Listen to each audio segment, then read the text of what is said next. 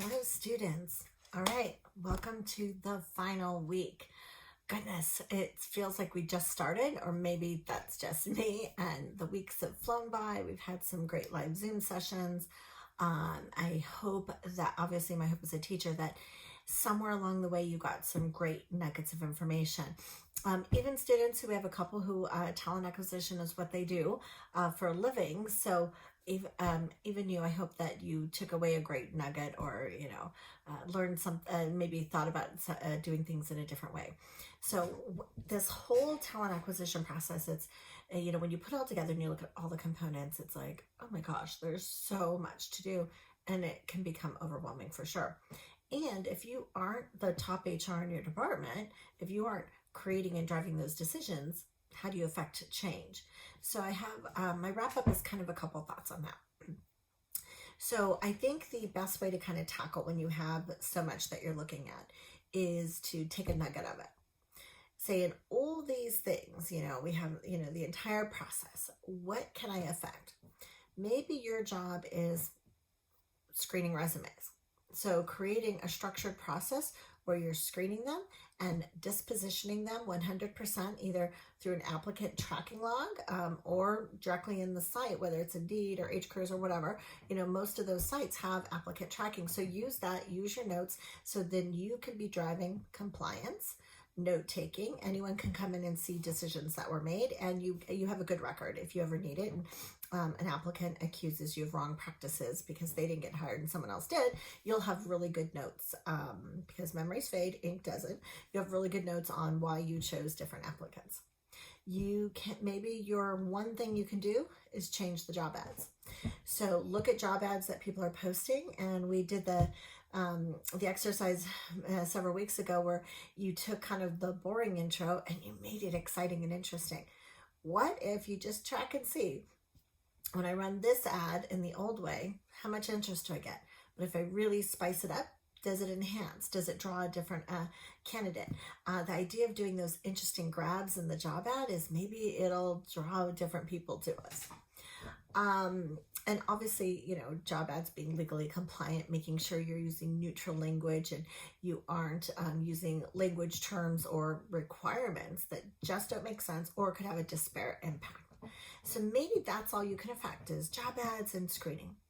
But if you can affect more, do it step by step. Kind of make your wish list. Like, if it were perfect and this was everything in place, this is what that list would look like. And maybe it's just one thing at a time. Maybe starting with updating job descriptions. If you're new or those haven't been done in a while, maybe going all the way back to job analysis. Just do one job at a time. Like, what is your most frequent turnover job? And just do that one. So versus saying, okay, I have to do all job analysis for all job descriptions. Oh my gosh, that alone will take me a year. Just pick your most popular position or the most hard to fill, the one that you're always recruiting for, and just do that one. Say, do I really understand the job? Does this job description match? And then do we have an ad and a set of characteristics that we're looking for that's going to create a successful candidate?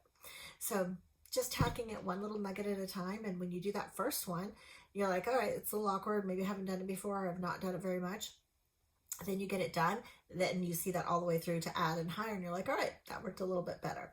Obviously, we have classes for performance management and training, and those both shore up your orientation, creating a really effective training and welcoming and onboarding and, getting people involved in your culture, your product, the business, how to be successful. And then performance management, telling them from the beginning how they can be successful, making sure you have strong performance management in place. So they all go together, and that's kind of the thing, right? You can't just do one without the other. Oh, we're just going to manage people, but we're not going to hire the right people in the right chairs. Or we have the right people, but they're not in the right seat. So that whole concept of, talent, of human capital, and just really examining people, spending time in that arena. Maybe you can only devote an hour a week or 2 hours a week. It's fine. Put it on your calendar and just start small. And over time, a year from now, if you spend an hour or two a week, oh my gosh, you'll spend hundreds of hours a year from now. And will your process be better? The answer, of course, it is. Now, if you work for a bigger company, so let's say, I don't know, I'm going to give an example, but bigger companies have the money to buy and hire people to create very specific. Maybe it's a star metric. It's, very specific processes. And that's cool too. So then what can you do? Well, you don't have to create those because they're being created for you because you have money, which is nice. What you can do is look at for consistency.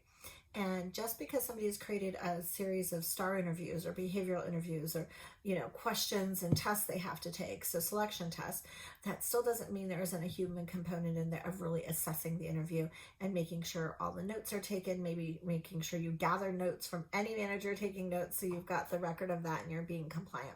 So again, lots of aspects, lots of things to do. I hope you found this interesting.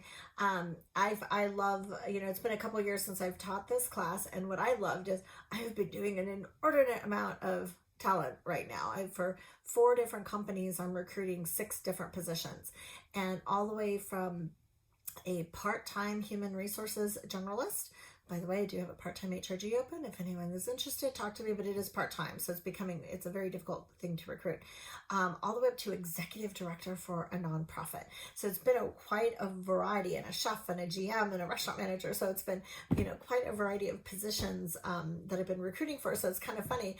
I'm like, oh, this lesson, I'm like, all right, let me do that. So I've been actually updating my own recruiting techniques and my own interview guides and everything I've been doing. The interview guide I shared with you guys a couple of weeks ago, that's real. I use it for every position I do. Those are my long interviews. And whether I'm doing them on Zoom or in person, I follow that same process. What I do though is I change the questions. So obviously my questions for a first-time HR generalist, which is entry level, and an executive director, those are very different questions. So I take that guide, I doctor it up, put the company's name or logo on it, and then I really say, okay, for this position, what do I need to know? And that's how I formulate. And once I do that, I use that same template for every single candidate to make sure I have consistency. Now, the next time that job opens, I might update those, but within the same requisition, I will keep those the same. That way it's apples to apples in my comparisons and stuff. So hopefully you downloaded that. Feel free to use it. If not, if you are small potatoes and you do not have money for recruiting, there's no reason you can't use that interviewing guide. Just creating something that interviewing managers, and you can write it for different interviewing managers. Like you can use it, you can write it for them. You could put a little scoring section on the back or some extra feedback notes, or maybe where 5 different managers are interviewing and they all have to come together and do a consensus. So, you can really adjust that to your needs and, just start small and grow it from there and develop your interview question bank. Never stop reading on interviewing. There's so many interesting things out there and interesting questions to drive specific behaviors and answers, answers about their behaviors. And one of the things I love is on these executive director, it's pretty serious level questions because this is a big job and it's a high responsibility and they're in charge of millions of dollars and 50 lives. So I really want to make sure that I am really diving into that person. And I love it when somebody goes, oh, that's a really good question. That means they haven't been asked it before, or they're like surprised by it, or they have to really think about the answer. And so that's fun. That's fun. It's, creates a really good rapport with the person you're interviewing with. The other last thing I would say is if you get burnt out on interviewing, you try something else. Find something to be sparked, because as an interviewer, you represent your company. And if you're just like, check, screen, next, I've got 42 more people to get through. So candidates have a lot of choices, frankly, a lot of choices, so are they choosing you? From the very beginning, if somebody's not having a good experience, whether they're applying and they're getting screened and they're all excited because it's a new, opportunity to showcase themselves, and the interviewer isn't excited, then it's kind of like, is this really where I want to work? That's my start to this company. Is it a good place to work? So don't forget, you are representing your company, and the candidate should be interviewing you as much as you're interviewing them. And so every impression you give them. So look at your candidate experience.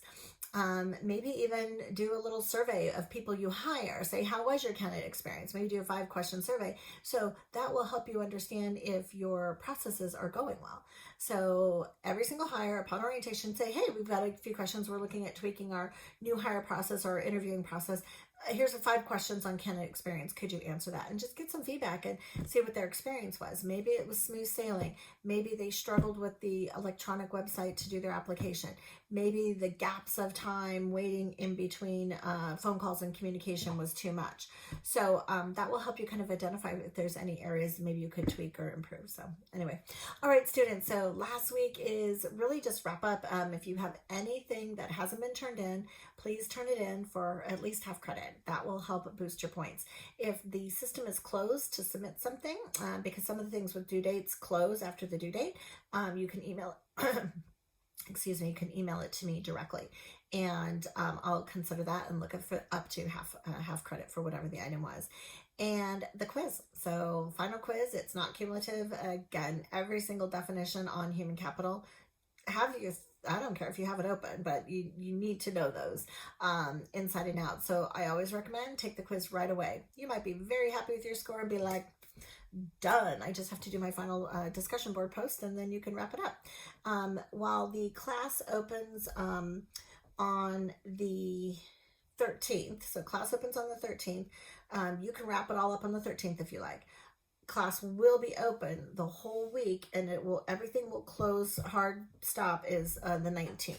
So after Sunday the 19th at midnight, that is the last opportunity. Class is officially closed. I can't even accept any late work after that. So that is truly the end. So without new content this week, make sure that you're spending some time, just wrapping up anything that you need to, working and studying for your quiz. Again, you get 2 chances. The highest quiz will take. So, all right, students, I'm excited that this is all done for you, and I hopefully a good journey.